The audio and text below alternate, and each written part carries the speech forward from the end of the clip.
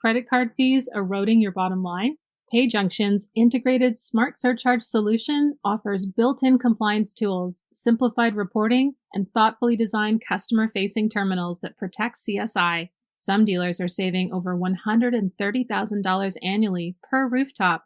See it in action at payjunction.com/auto. Welcome to Daily Drive for Friday, October 24th, 2025. I'm Kellen Walker in Las Vegas. Today on the show, Nissan's largest U.S. plant goes down due to an aluminum shortage. The same disruption could cost Ford $2 billion. And GM cuts hundreds of salaried jobs amid its profit push. Plus, a look at why more customers are defecting to independent repair shops from dealerships.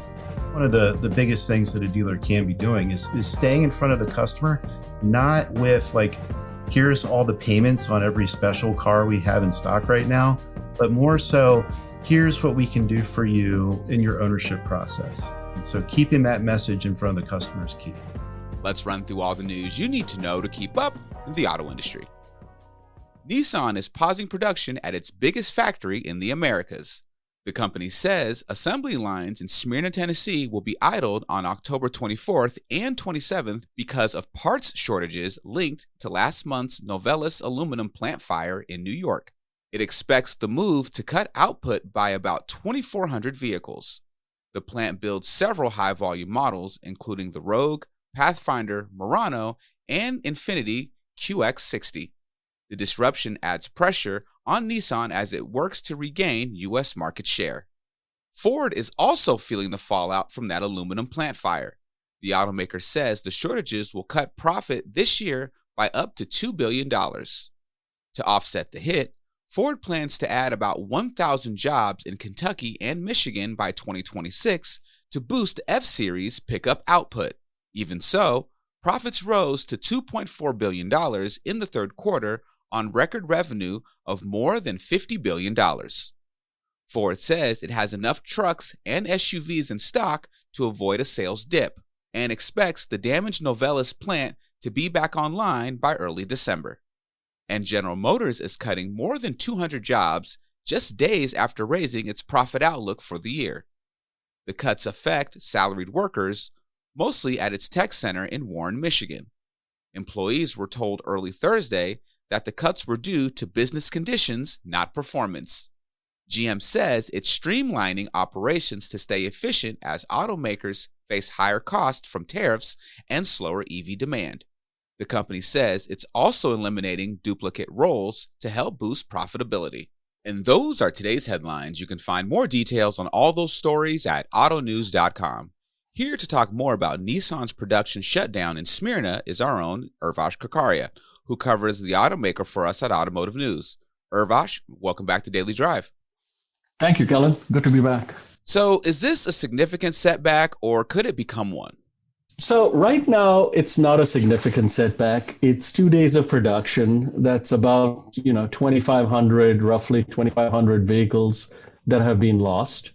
The question is, do these parts shortages and does the aluminum shortage continue? And does that then require Nissan to keep that factory, which is its largest in the Americas, not just in the US? It's a 6.4 million square foot factory.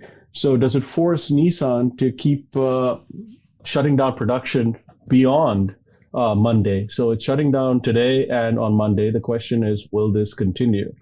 And it's an issue because it's not just a factory, it's Nissan's largest factory, but more importantly, it builds Nissan's most important vehicles in the US. It builds these high volume, high margin crossovers, the Pathfinder, the Murano, the Infiniti QX60, and most importantly, it builds the Rogue. And the Rogue last year accounted for about a third of Nissan's US sales. So every day this plant is down, it can get expensive for a company or for a brand that can really not afford any more headwinds. Well, along with the shutdown, there are several high-profile supply disruptions rocking the industry right now, and some could end up touching Nissan. Is the company in a position to absorb more? Like I said, it's already in a pretty precarious position. They've got, they reported their largest annual loss last year since, almost a quarter of a century. So they've really got to, hit their marks as they try to recover the business.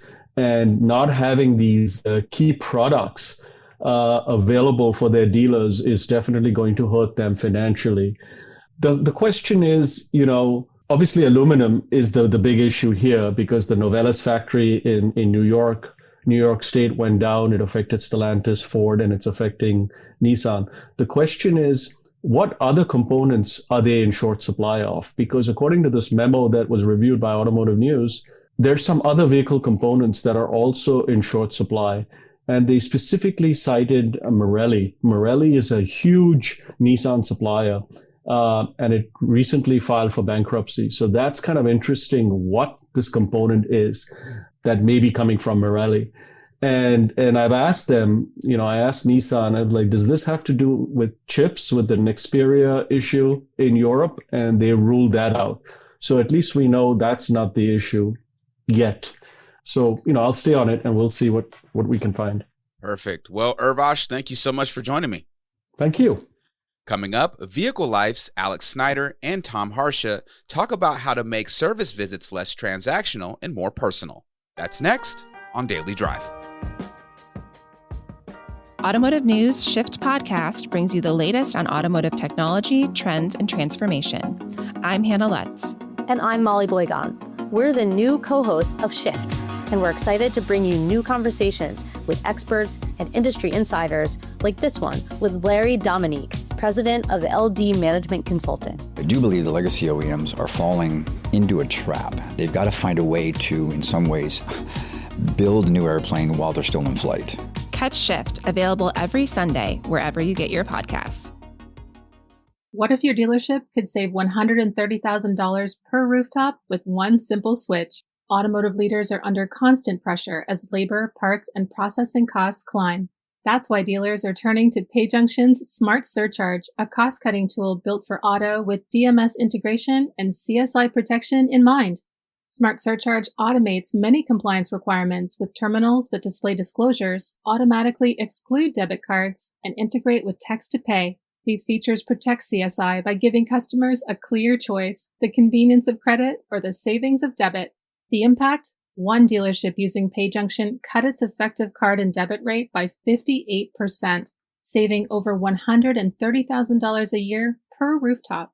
And now dealers making the switch to Smart Surcharge can get even more since PayJunction is offering a free month of processing to dealers and shop owners, reimbursing up to $10,000 in processing fees when a qualified auto industry merchant activates Smart Surcharge by visiting payjunction.com/drive savings.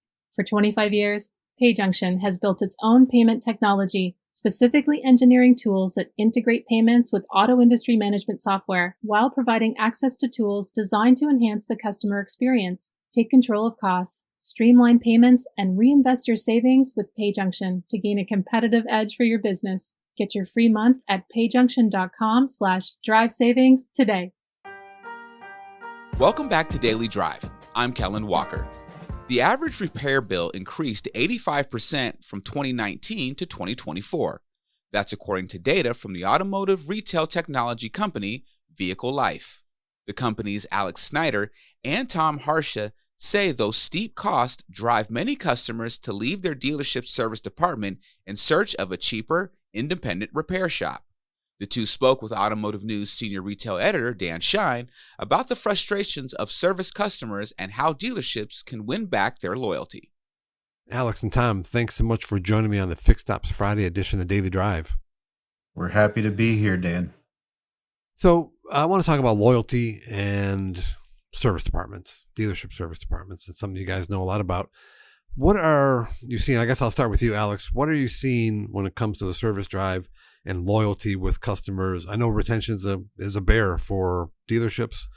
3-year warranty expires. Typically 70% of those customers go elsewhere for their repair needs. How are you seeing things shaping up when it comes to loyalty in the service drive? One of the things that we need to keep in mind is the consumer isn't staying up to date on all the market trends and everything that's going on in a dealership all the time, right? So they get a glimmer of what's happening once a year, if they're, maybe twice a year, if they're doing service on a regular basis. And then the sales customers are obviously 3 to 5 years. So, they can miss a lot in that time. And what has happened since 2019 is we've seen a significant increase in costs across the board. Service specifically in 2019, it was less than $300 every time you went in for service. Now it's over $500. And we're also seeing the age of vehicles go up. So these customers with over 100,000 miles on their car, they might be seeing $600 and $700 bills every time they come in. So that is having an effect on loyalty. It is driving people to go to their independents because the costs are so high. And that's the only place they can go to afford whatever their car needs. Tom, talk a little bit about the experience that a customer has when they go to the dealership when it comes to how they feel about that visit. It's, the waiting room, the long waits, whether it's, trying to sell them extra services. Kind of characterize how they feel about this experience in the service drive. Yeah, one of the things that we see dealers and customers talk about a lot is honestly even just the connection between I need a service appointment and actually being able to talk to someone at the dealership, or the online scheduling experiences leaves a little to be desired in a lot of cases. Dealers ask some specific questions on their scheduling apps that customers, they don't know, like they don't understand. And so I think just simplifying that a little bit, making it easier for them to understand and interact with the dealership without significant hold times, for example, would be a big lift from what I hear from consumers and from dealers at some levels too. And my own experiences, servicing my vehicle. I encountered these same things at the dealership, and I've actually had the opportunity to talk to a couple service managers at the dealerships where I do my own personal service and help them understand new technologies available to actually make it easier on the phones for the service drive and for customers. So it's pretty interesting. Do you think AI, Tom, is part of the solution?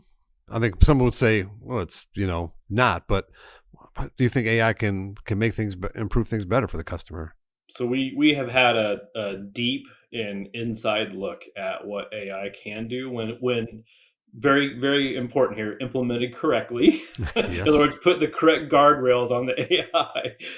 But when it's done correctly, it can have a profound impact on not only the efficiency of the dealership and the service department, but I would say the customer experience. The customer, they just want an accurate answer and they want it in a timely fashion, right? And so if AI can do that and it's accurate, they're okay with that, is what we're seeing over and over again with our own AI and our own products. It has had a profound impact for our dealers, not only optimizing the dealership's staffing needs, but they're getting the right answers and they're getting good answers, and it's moving the customer down the funnel, whether that be service or sales or whatever. So I think, so the answer is absolutely yes, it's going to have a huge impact. It already has. But what dealers are learning right now is it really matters that you put the correct guardrails on the AI and that it has enough data on that customer to personalize the message. So Alex, you mentioned independent repair facilities a minute ago. What is it about those shops that maybe makes them the more preferred to a customer than a dealership service? What are they doing better? So it could be a 2 or 3-fold response here. There are some independents, especially like the ones that are more like a franchise. You see them nationally. They might have some of the same holdups and things that you might find in the dealership, where you're having to interact with an online form that might not be super easy to get through and that kind of thing. But it's some of the mom and pop ones that are local to the customer. They're a little more hands-on with the customer. They also have labor rates that are significantly less. I've seen in my local market labor rates at the dealership that are approaching $300 an hour, but the labor rates at the independents are $100, $120 an hour. It makes a significant difference on the cost, obviously, but also the hands-on component where the customer might be walked over to look at their car. They're talking to the tech who's doing the work. There's just a little more, personalization to the experience. You're dealing with a human, really feel that way. And for my own experience too, it's, the independent shop that I go to, I've a couple of cars. One, I've got an old Jeep my kids drive. It's over 200,000 miles. I've got a car that's, other one's, up over 170,000. And I take it to an independent shop. And I know the guy. I know the owner. He's the one turning the wrenches. I call him up. I say, hey, this is what's going on. And so there is, like you talk about, there's a little bit of a relationship there, as opposed to the times I've been to dealerships and it's, you don't know who your tech is. You don't know. Sometimes it's different advisor as well.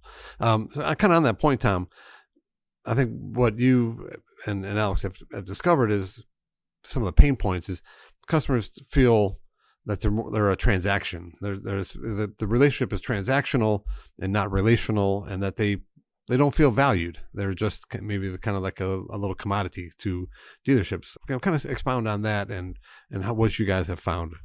Yeah, we talk a lot with dealers about when they talk about loyalty, they talk about the next transaction with the consumer, and that's not what loyalty is.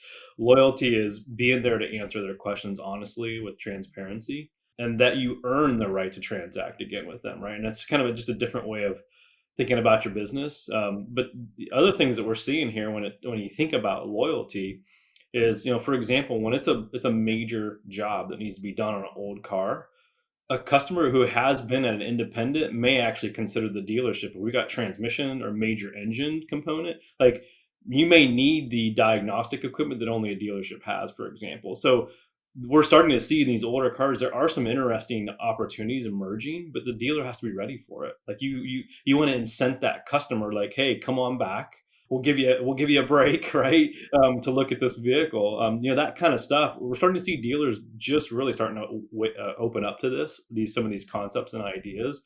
And now the question is, how do you get to that customer? How do you let them know that you'll be easy to work with again? Come on back, basically messaging. And you have intelligent enough systems to accurately guess at that stuff, right? Or like understand where that customer is actually at in this older vehicle.